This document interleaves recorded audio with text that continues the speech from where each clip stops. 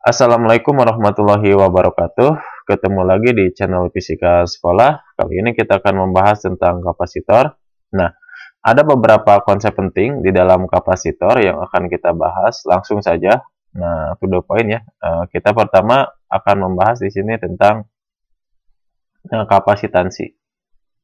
Jadi kapasitansi itu secara sederhana ini adalah membahas tentang kemampuan kapasitor ya untuk menyimpan muatan. Jadi muatan yang disimpannya berapa ini berkaitan dengan kapasitansi. Nah, kapasitansi itu bagaimana? Coba perhatikan. Ini adalah konsep dasar kapasitor. Kapasitor itu sebenarnya konduktor yang dipisahkan pada jarak tertentu. Nah, saya punya dua konduktor. Yang satu di sini bermuatan positif, yang satu bermuatan negatif. Maka akan muncul di sini apa? Medan listrik kan gitu kan. Nah, kemudian ini gambar selanjutnya nih.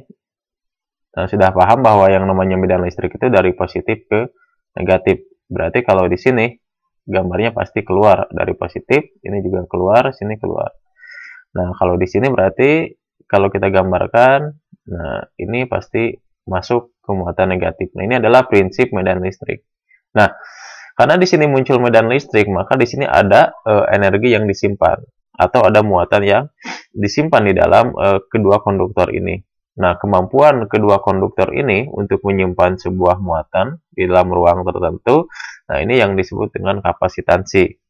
Nah, secara matematik atau definisi, kapasitansi itu besarnya adalah C, ini simbol kapasitansi, itu menunjukkan perbandingan antara muatan yang disimpan di dalam kapasitor ini berbanding dengan beda potensial yang muncul di dalam kapasitor.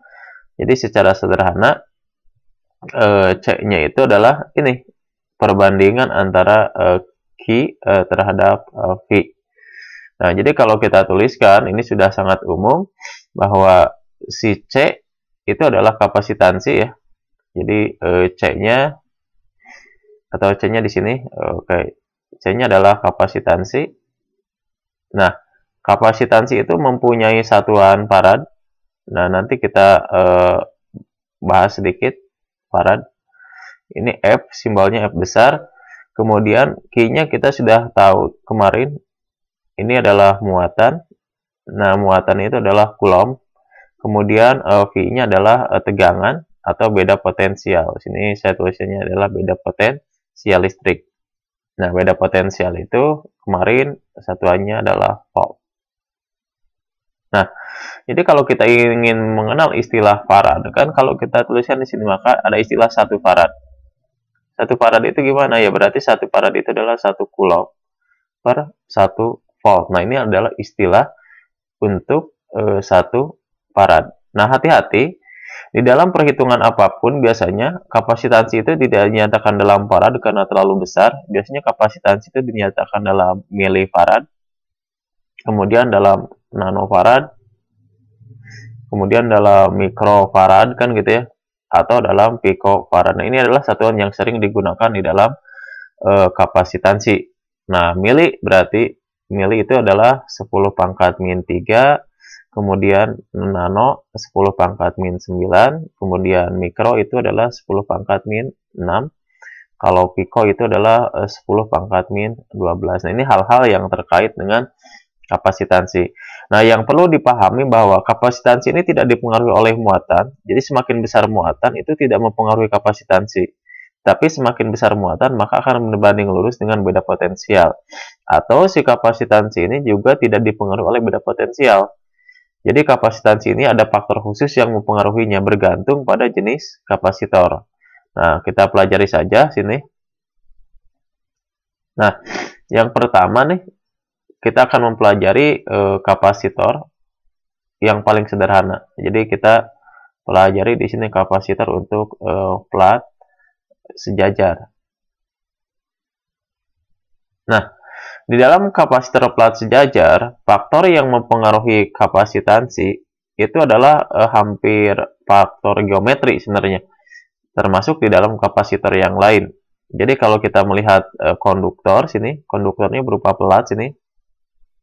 Ini platnya identik ya, ini.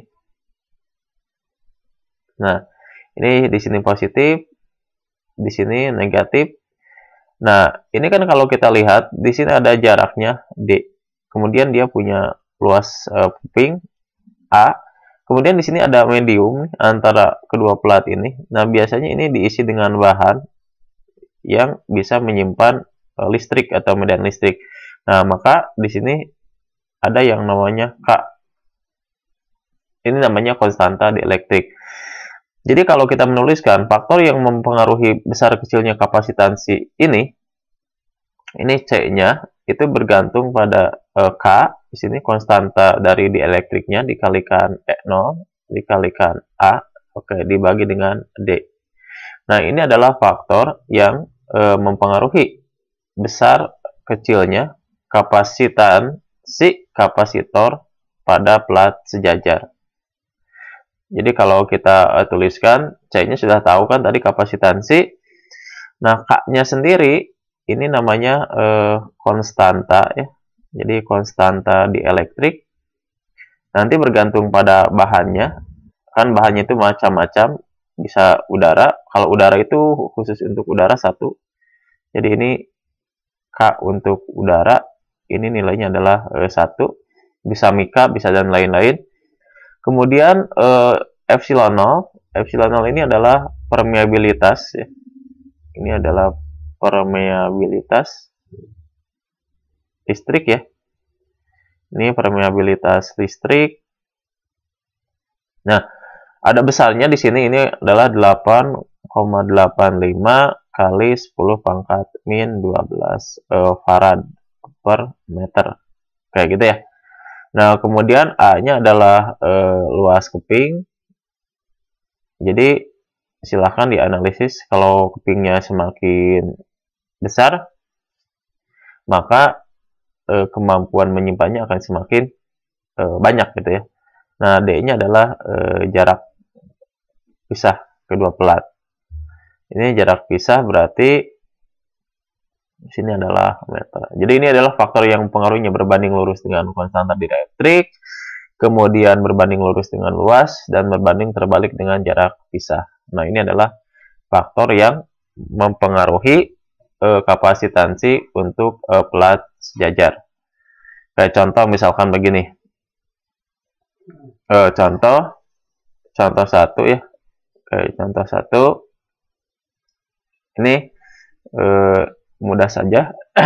Jadi kalau kita bicara pertama sini saya punya kapasitansi, oke, sebenarnya tidak usah digambar ya. Jadi nggak apa-apa sih. Nah, misalkan gini, ini D-nya adalah 1 mili misalkan ya. Ini D-nya 1 mili. Kemudian di sini A-nya itu adalah 1 cm persegi kan gitu ya. Nah, kemudian di antara kapasitor ini adalah udara ya. Di sini udara berarti tidak ada bahan yang lain.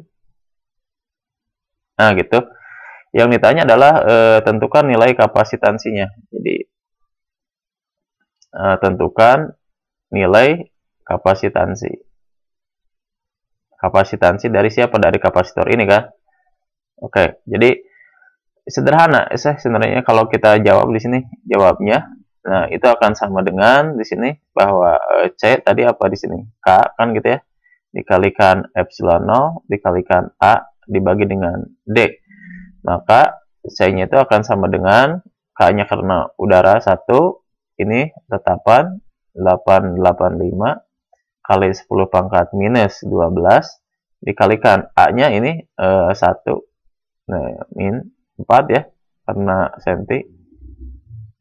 Ini dibagi dengan 1 mili, 10 pangkat min 3 gitu ya. Ini berarti farad satuannya.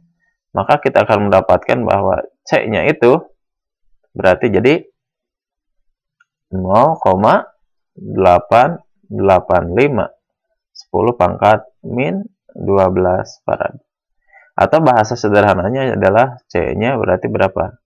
0,885 picofarad. Nah, ini adalah bentuk yang paling sederhana. Nah, ini adalah contoh yang paling sederhana dari kapasitor keping sejajar. Nah, biasanya permasalahan itu selalu dihubungkan dengan ini, dengan yang tadi misalkan, dengan tegangannya. Contoh yang kedua misalkan. Nah, contoh kedua. Nah, ini dibuat sederhana saja sebenarnya. Saya gini misalkan. Oke, saya punya plat sini. Ini misalkan platnya plat positif. Sini. Ini diisi positif. Yang ini adalah negatif. Ini dihubungkan sini, dihubungkan dengan beda potensial. Sini berarti, nah gitu ya. Ini positif, berarti yang ini negatif. Berapa beda potensialnya? Oke, beda potensialnya misalkan di sini adalah 2 volt, misalkan ngarang aja ya. Nah, kemudian di sini di elektriknya menggunakan mika misalkan. Sini ada mika. Nah, sini. Ini ngarang ya sebenarnya. Mika misalkan dengan konstanta dielektriknya adalah 2. Nah, kemudian luasannya di sini adalah 1 cm persegi. Kan gitu. Nah, digunakan untuk menyimpan muatan di sini. Digunakan untuk menyimpan muatan sebesar 8,85 misalkan piko ya, coulomb. Tentukan misalkan ya gini, tentukan jarak pisah plat. Oke, jarak pisah plat. Nah gitu. Nah, untuk menjawab soal ini, prinsipnya ini sama ya dengan yang tadi jawab. Kita mulai dari faktor yang mempengaruhi besar kecilnya kapasitor ini. Maka C akan sama dengan, kan gitu kan, konstanta dielektrik dikalikan epsilon 0 dikalikan A dibagi dengan D. Nah, ya karena yang kita cari adalah D, sementara C-nya harus ada juga. Nah, C-nya itu dilihat dari perbandingan muatan terhadap potensialnya. Maka persamaan ini bisa kita sedikit manipulasi. Ini jadi Q dibagi dengan V ini dari persamaan definisi. Ini akan sama dengan K epsilon 0 A dibagi dengan apa? D kan? Nah, maka kalau kita tuliskan nih, D-nya gimana? Ya, D-nya kita balik saja berarti. Kan D-nya ke sini ya. Maka K dikalikan epsilon 0 dikalikan A kan gitu. Nah, dikalikan voltase dibagi dengan Q-nya atau muatannya. Jadi D-nya kita tinggal hitung di sini. K-nya 2. Oke.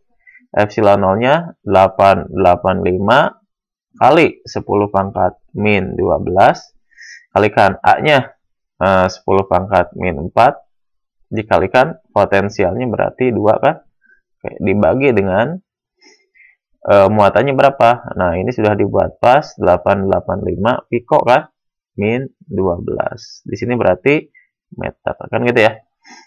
Nanti ini coret, 12-nya ini coret, tinggal 4 dikalikan 2 dikalikan 2 berapa? 4 ya. Nah, jadi tinggal ini 4 kali 10 pangkat min 4 meter. Atau kalau kita tuliskan ini adalah 0,4 mm. Nah, ini adalah contoh soal yang kedua untuk kapasitor plat sejajar. Nah, yang ketiga biasanya ini kalau dulu ini contoh yang ketiga itu adalah contoh perbandingan. Ini contoh 3, biasanya soal-soal UN atau SBMPTN bisa seperti ini. Saya punya plat, misalkan plat awalnya itu seperti ini. Ini positif, positif ya, ini positif, negatif, negatif, negatif. Misalkan ini jaraknya adalah D. Dia luasnya A. Di elektriknya di sini adalah sebesar K. Nah, dia mempunyai kapasitansinya itu sebesar C. Nah, sekarang diubah kasusnya. Nah, jadi di soal itu pasti ada cerita, nanti dia akan mengubah bahwa K aksen misalkan berubah menjadi 2K semula, kemudian A aksennya berubah menjadi 4 kali semula, dan misalkan si D aksennya itu berubah menjadi setengah kali semula.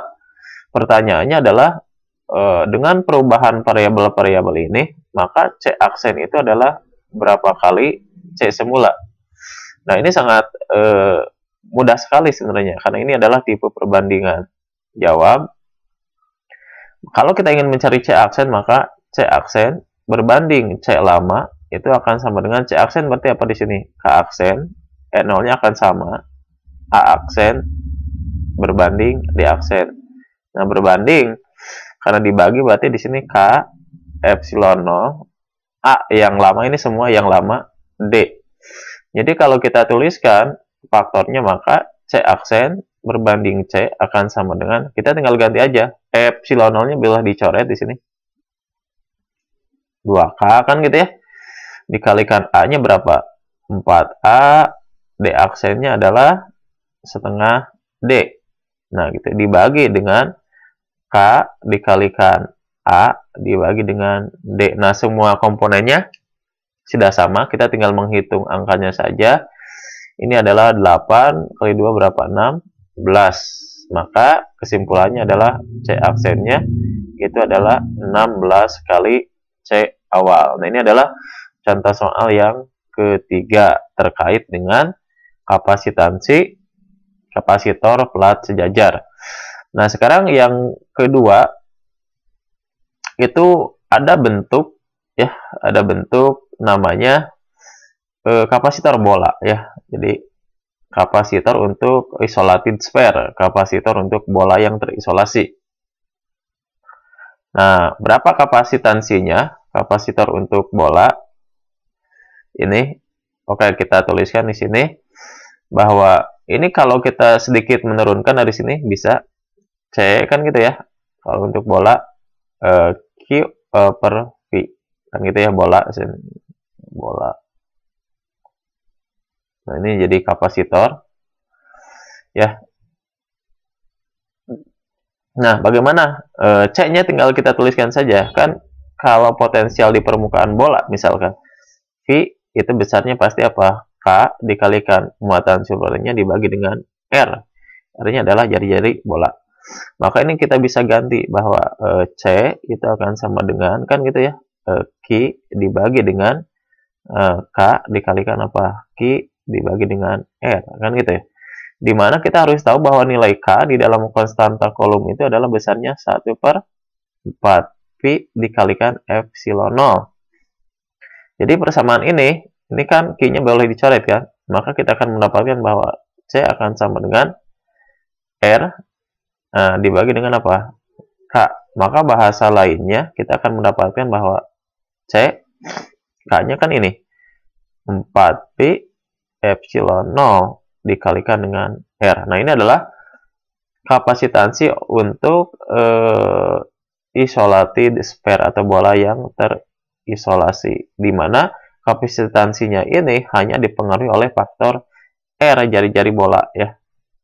Jadi R di sini adalah jari-jari. Berarti kalau jari-jari dia mempunyai satuan SI apa? Meter kan. Nah, seperti itu. Jadi contoh misalkan ya. Contoh 4 berarti ya. Oke, contoh 4 di sini. Misalkan gitu ya. Bola berjari-jari misalkan ya. Berjari-jari bola konduktor ini ya. Berjari-jari berapa? 1 cm. Nah, tentukan kapasitansinya. Nah, tentukan kapasitansi. Oke, situ. Ini kan jawabnya mudah sekali. Berarti C akan sama dengan apa di sini? 4P epsilon 0 dikalikan dengan R. Berarti C-nya akan sama dengan 4 dikalikan V dikalikan 885 dikalikan 10 pangkat min 12 dikalikan R-nya adalah 10 pangkat min 2. Di sini adalah farad. Nah, gitu. Berarti ini kalau saya tulis ya 485. Ini anggap saja 9 lah ya. Kita tulis 9 kali 4 berapa? 36. Maka C-nya adalah 36 V gitu ya. Kali 10 pangkat min 14 farad. Nah, itu adalah contoh sederhana terkait dengan faktor yang mempengaruhi kapasitansi pada bola. Oke, untuk kapasitor saya cukupkan dulu sekian. Nanti kita lanjut untuk rangkaiannya. Terima kasih. Assalamualaikum warahmatullahi wabarakatuh.